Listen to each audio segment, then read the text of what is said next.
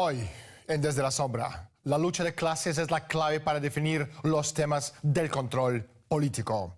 En la era de la empresa mundial S.A., los cárteles financieros multinacionales y los estados imperiales directamente intervienen o actúan a través de terceros en la lucha de clases entre el capital y el trabajador.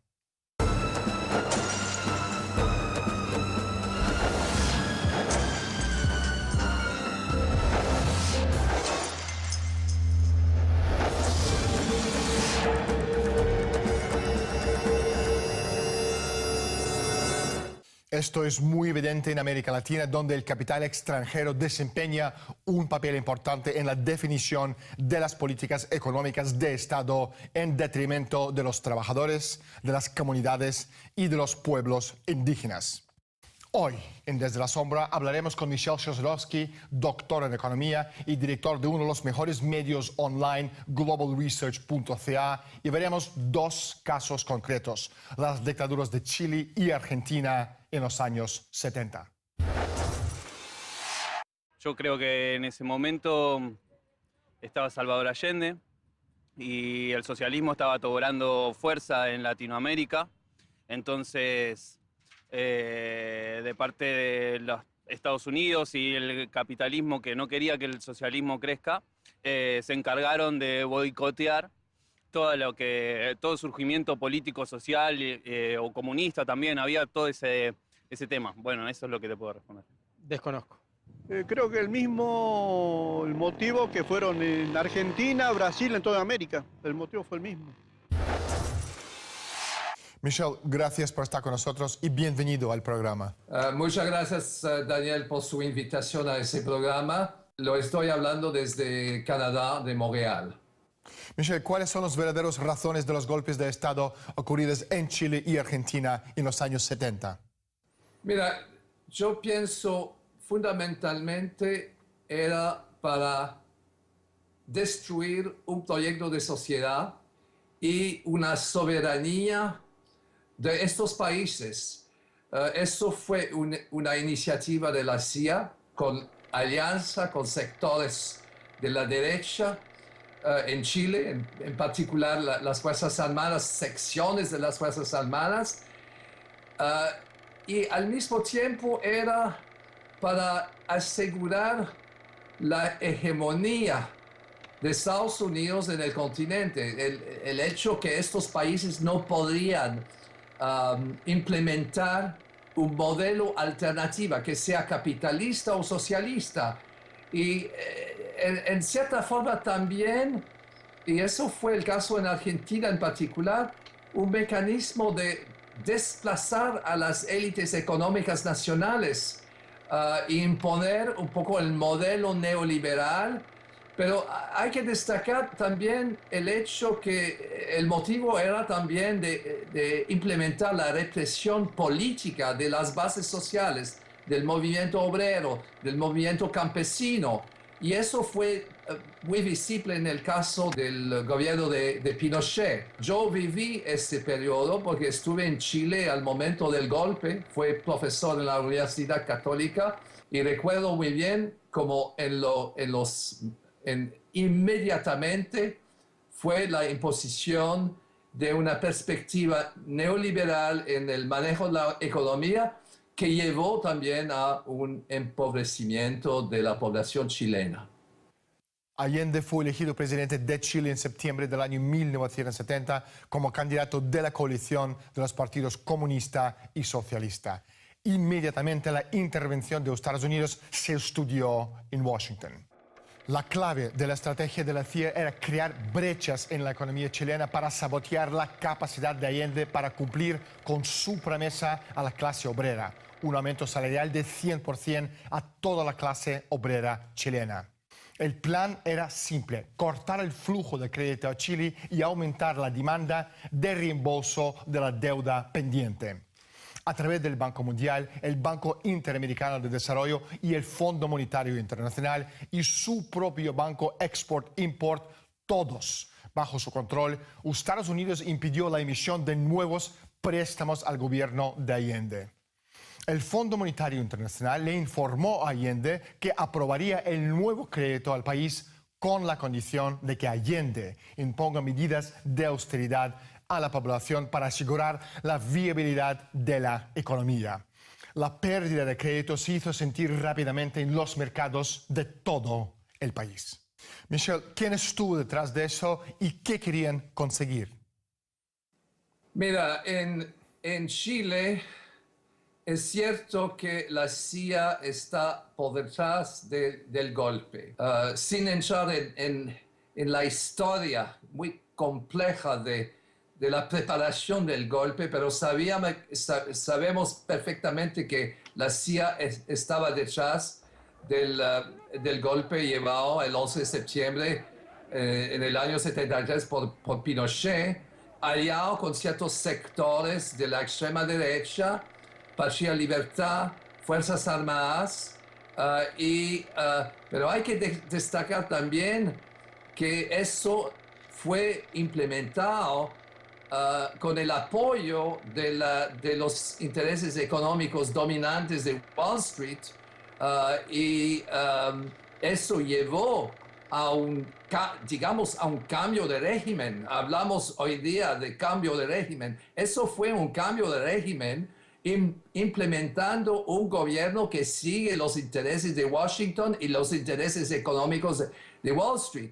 Ahora, en el caso de Argentina, la imposición en el año 76 del régimen militar bajo el general Jorge Videla, eso se llevó con la llamada guerra sucia, llevando a asesinatos, tortura, bien documentado.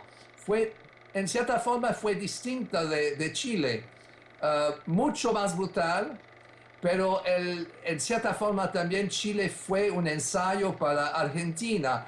Y detrás de estos golpes había los mismos intereses. El ministro de Economía de esa época en Argentina era Martínez de Oz, que fue en cierta forma muy ligado a Wall Street, incluso fue íntimo amigo de David Rockefeller. De Oz, escoria humana y oligarca hasta la médula, recuerda con cariño sus días de jugar polo en los campos de la escuela élite de Eton en Gran Bretaña. De Oz lamenta profundamente que Argentina nunca llegase a ser absorbida por el Imperio Británico y que los intereses financieros que buscaban a toda costa de convertir a Argentina, la gloria de América Latina, en una sociedad pastoril desprovista de industria y tecnología, nunca pudo lograr su objetivo.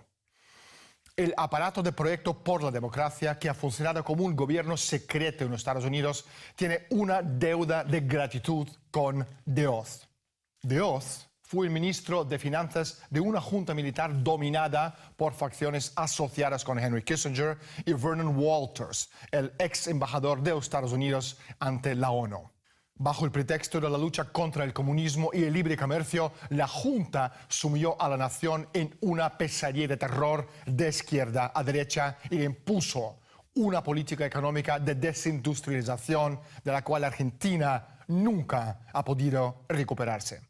Michel, ¿qué papel ha jugado la agenda neoliberal en los golpes de Estado?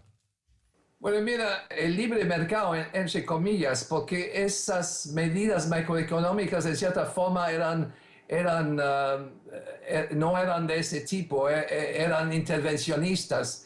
Las primeras medidas eran de congelar los salarios y lo que resultó en Argentina era una caída más o menos del 35% en el salario real durante los primeros meses después del golpe, que fue en marzo del 76. Yo tengo que decir que en el caso de Chile, donde se aplicó la misma receta económica, el tratamiento shock, ahí la situación era mucho más grave, en el sentido que de un día a otro el precio del pan aumentó de 11 a 40 escudos, llevando a un proceso de empobrecimiento y se congeló el salario. Y sí, me acuerdo bien, dentro de un año los precios de los alimentos con la hiperinflación aumentaron más de 20 veces en ciertas categorías de bienes. Y de tal forma que el objetivo de ese modelo económico era de empobrecer la población y de destrozar las bases sociales. Y es cierto que esos eran los primeros ensayos de lo que luego en los años, digamos en los años 80, se refería a la medicina económica del Fondo Monetario. No había intervención por parte del Fondo Monetario en Chile y Argentina, pero digamos que los elementos de la receta económica a nivel intelectual, pero también a nivel de manejo de la economía eran bastante bien establecidos. Creo que en la mayoría de los países se aplicó la misma política porque no había gobierno democrático, no había quien, digamos, maneje el área económica. Como no son expertos en economía los militares, entonces no... Es como que dejar hacer, dejar pasar, nada más. Desconozco bien para decirte a ciencia cierta. No tengo idea. ¿Cuál era el modelo económico chileno durante la dictadura? ¿En qué se basaba, Michel? Bueno, yo pienso que sí, que cuando veamos un poco la evolución de la política macroeconómica, en particular al comienzo de los años 80, la crisis de la deuda externa, que fue que digamos, las condiciones del Fondo Monetario, del Banco Mundial, impuesta a más de 150 países, en cierta forma se implementó esa misma medicina y eso llevó a acciones mucho más brutales de las experimentadas en Chile y Argentina en los años 70. Pero hay que decir también que aun cuando hubo una evolución hacia gobiernos democráticos a partir de los años 80, 90, ¿no es cierto? Eso no significó de ninguna manera una ruptura en el modelo económico. Yo me acuerdo, yo fui profesor en la Universidad Católica del Perú al momento de la implementación de las políticas del Fondo Monetario por el presidente Fujimori, y ahí digamos, el tratamiento, shock que se hizo fue mucho más grave, mucho más extremo de la experimentado en Chile. De un día a otro, los precios del combustible, eso fue en el mes de julio, si me acuerdo bien, julio-agosto, no fue a comienzo de agosto del año 90, que el precio del combustible aumentó de 30 veces de un día a otro. Usted se da cuenta de lo que eso significa, como eso empobrece a la población, pero al mismo tiempo tiene un impacto sobre todo el sector productivo. De tal forma que sí es cierto, la medida del Fondo Monetario, o digamos, tenía un poco la misma línea de lo que se había ensayado en Chile y Argentina en los años 70, aun cuando eran gobiernos democráticas, pero en realidad democracia de fachada, porque no tenían control sobre su política económica. Veamos la situación en Brasil, después de los gobiernos militares en los años 80, llegó gobiernos democráticos elegidos. Bueno, hubo el caso de Fernando Henrique Cardoso, después evidentemente vino también Lula, pero hay que destacar, incluyendo bajo el gobierno de Luis Ignacio da Silva, el modelo neoliberal se mantuvo y tenía en cierta forma cara humana, pero yo me acuerdo incluso cuando Lula llegó al poder, el la dirección del Fondo Monetario, en esa época, el director general dijo que el gobierno de Lula era nuestro mejor presidente, diciendo nuestro mejor presidente, diciendo en cierta forma que estaban siguiendo la línea de conducta del Fondo Monetario bajo un gobierno que tenía en cierta forma bases sociales y que tenía una línea de conducta que se llamaría progresista. De los que yo tengo uso de razón, recuerdo desde que existe la democracia en Argentina, y creo que Alfonsín ha sido el principal. Perón, después hubo militares. Balbín, no sé, no, Balbín no. Bueno, estuvo Juan Domingo Perón, que se encargó de hacer que la clase popular y la clase obrera resurja, tenga más derechos, con el tema del sindicalismo y muchas mejoras para la clase media para abajo. El problema de la élite financiera con Argentina siempre ha sido el nacionalismo endogámico del país. El nacionalismo argentino tiene una corriente fuerte aislacionista y proteccionista, como decían Vicente Fidel López y Carlos Pellegrini, ambos influenciados enormemente por el economista alemán-americano Friedrich List. Este fenómeno siempre ha infundido terror en el corazón de la clase política gobernante angloamericana. Hace más de 100 años, las facciones masónicas aliadas con la agrupación en torno a Giuseppe Mazzini y a los defensores del liberalismo británico pasaron cerca de 30 años, a partir de 1827, tratando de expulsar al proteccionista Juan Manuel de Rosas. Finalmente lograron poner la Constitución en 1853, comprometida con el sistema del libre comercio británico. Michel, lo que pasó en Chile y Argentina era un ensayo general por parte de la élite para las futuras acciones en el resto del mundo. Mira, es una pregunta tremendamente compleja, porque eso se refiere a la soberanía nacional, a la articulación de las bases sociales y su relación con sus gobiernos. El problema fundamental es que estos gobiernos no representan el pueblo, ¿okay? No representan el pueblo, representan Wall Street.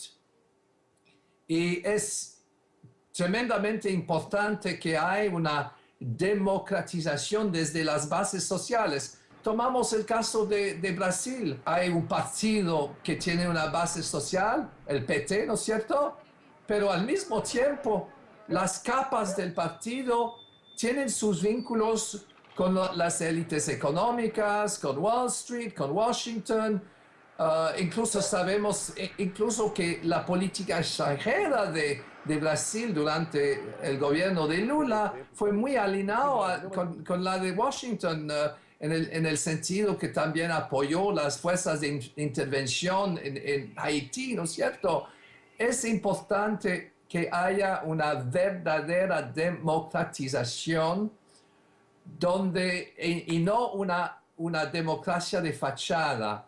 Y es necesario romper con el consenso que la política neoliberal es la solución a la crisis, cuando en realidad es la causa de la crisis. Eso no es solamente en los países en desarrollo, los países del tercer mundo. Es un problema casi en todos los países, incluido en Estados Unidos y en la Unión Europea, porque la medicina del Fondo Monetario ahora se aplica en Grecia, en Irlanda, en Portugal, ¿no es cierto?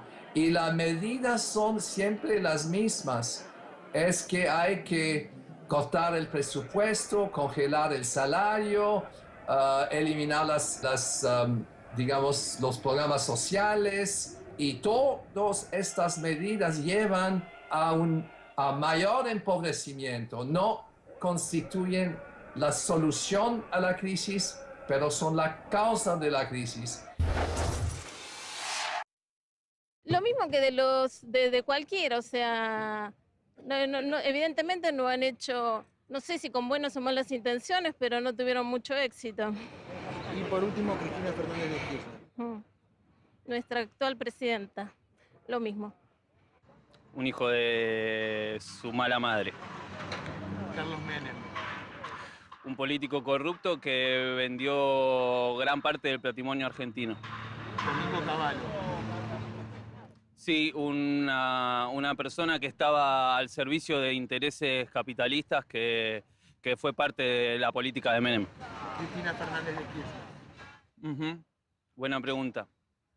Una persona que... El kirchnerismo, una corriente política nueva que está intentando redistribuir y sanar algunos males que se produjeron durante la política de Menem y otras personas como la que me nombraste anteriormente. La mayor aportación que hizo Rockefeller a la causa del trabajador fue la total destrucción del movimiento obrero, la perversión y el control del mismo mediante las operaciones orquestadas por él y el Instituto Tavistock. Desde el Cuerpo Civil de Conservación hasta la Administración para el Progreso del Trabajo, desde la Federación Nacional de Ciudadanos hasta la Federación Americana del Trabajo, el control del movimiento obrero, no solo en Estados Unidos, sino también en otros países, entre ellos América Latina, estaba siempre sometido al control ejercido por los intereses económicos de Rockefeller. Los 3 institutos de trabajo formados, financiados y dirigidos por Rockefeller, Tavistock, el ISR y Cornell son solo 3 de los más de 200 o 300 que crearon la familia Rockefeller por todo el mundo tras la Segunda Guerra Mundial. En Chile, la estrategia era algo distinta, como complemento de las operaciones de la CIA en los países vecinos y las maniobras de Rockefeller. En las instituciones de financiación internacional existía una red sórdida de agentes capacitados dentro del movimiento obrero chileno y en las organizaciones empresariales. El establecimiento de los sindicalistas gremios patronales, sindicatos de empleadores y propietarios, así como la siembra del movimiento obrero con los agentes, se llevaron a cabo con la financiación y la formación de numerosos grupos de fachada de la CIA y sus afiliados. Uno de ellos, el Instituto Interamericano para el Desarrollo del Sindicalismo Libre, una organización clave Rockefeller, cuya cabecilla Rojas Aguilera, uno de los líderes de la huelga del cobre en el año 1973, se graduó del programa de formación rockefelleriana. Pienso que como cualquier institución, habrá gente que actuó bien y otra que no tanto. Bien, la Iglesia se encargó de encubrir muchos delitos y muchas aberraciones que se cometieron. Se encargó de encubrir eso y participó a veces activamente y a veces ocultando. Y creo que la Iglesia, los particulares también, o sea, con poder económico, fueron cómplices para que esto sucediera. ¿Qué papel jugó la Iglesia en los años de la dictadura en Argentina? Es cierto que la Iglesia Católica, no las bases de la Iglesia que estaban con el pueblo, pero sí la jerarquía de la Iglesia Católica jugó un papel fundamental tanto en el golpe del año 76, pero también en la implementación de la guerra sucia. Estaban en relación con la Junta. Habían incluso sido consultados antes y después del golpe, y yo pienso que sin el apoyo de la Iglesia Católica en esa época no podrían haber implementado los crímenes que habían cometido con ese programa de desaparecidos. Yo fui en la Universidad Nacional de Córdoba, en el norte de Argentina, ¿no es cierto? Que es la segunda ciudad industrial, e incluso había resistencia en contra de las Fuerzas Armadas. La universidad era bajo el mando de la Fuerza Aérea, ¿no es cierto? Pero sí se veía cada día incluso en la prensa, en la información que tenemos, las desapariciones habían empezado. En Chile, yo viví el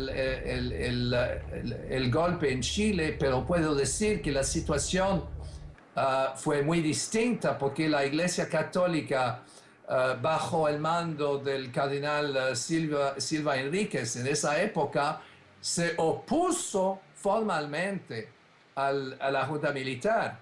Y esa acción por parte de cardenal Silva Enríquez fue muy importante en la protección de los derechos de muchas personas que habían sido arrestadas por la Junta. En Argentina ese apoyo y esa complicidad de la Iglesia Católica fue para mí una página muy sobra de la historia de América Latina. Michel, muchísimas gracias por estar con nosotros. No hay tiempo para más. Está bien. Muchas gracias. Entonces, y mantenemos el contacto. La historia no comienza de nuevo con nosotros. No podemos forzar a la gente para que sea libre, honesta, decente, digna o con un alto estándar moral. A mi forma de verlo, hay dos implicaciones éticas para este horrible episodio de la historia moderna. Uno es relativamente superficial y levemente snob.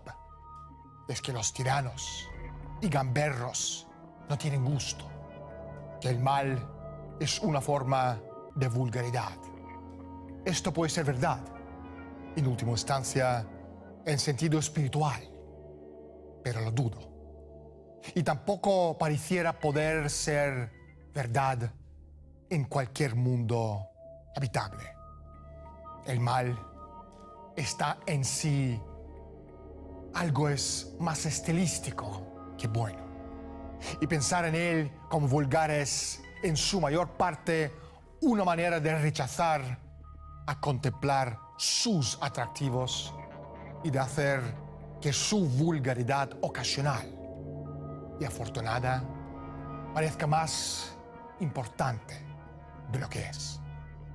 La trivialidad del mal es algo distinto, pero a veces parece que olvidamos sus implicancias morales. Soy Daniel Stulin.